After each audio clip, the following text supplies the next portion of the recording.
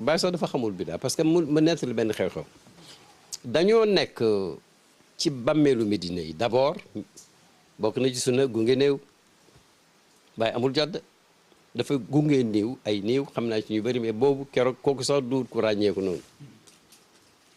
am ñuy sikkar comme aada am ñuy mum dégg ñuy ngurum ci waxtaan mu oo ki doon jottali xamatuma kan la Abdou Ngom wala njëkk loolu Aliou Diagne xaw ma Omar Diagne mu ne ko waxal ñii wax nañ noppi fii ñu nekk muy bàmmeel yi